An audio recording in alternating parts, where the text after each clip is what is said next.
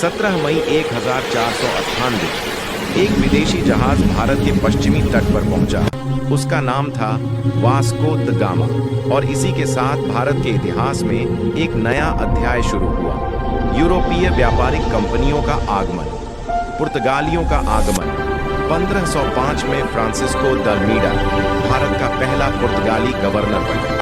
1510 में अल्फांसो दलबुकर्क ने बीजापुर के सुल्तान से गोवा जीत लिया और गोवा बना पुर्तगालियों की राजधानी।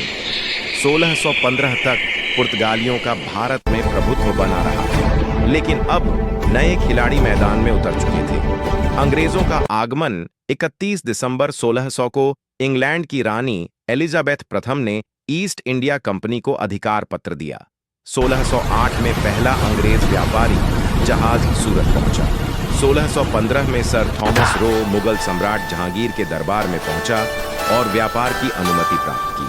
फ्रांसीसी कंपनी 1664 में फ्रांस ने अपनी ईस्ट इंडिया कंपनी बनाई। 1674 में फ्रांसिस मार्टिन ने पांडिचेरी की स्थापना की।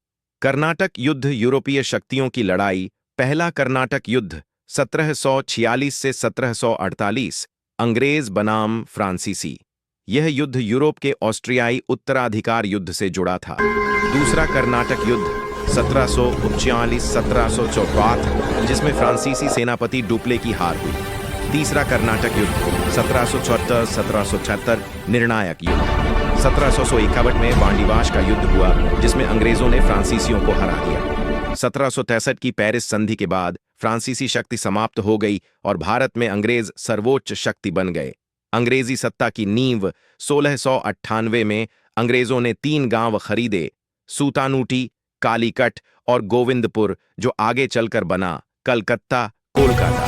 1757 में प्लासी का युद्ध और 1764 में बक्सर का युद्ध जीतकर अंग्रेजों ने भारत पर राजनीतिक नियंत्रण स्थापित कर लिया। व्यापार के बहाने आए यूरोपीय और शासन के मालिक बन बैठे। यही था भारत में औपनिवेशिक शासन का आरंभ। ऐसे और मजेदार और ज्ञानवर्धक ऐतिहासिक वीडियोस के लिए देखते रहिए हमारा चैनल कलचक्रा वॉल्स।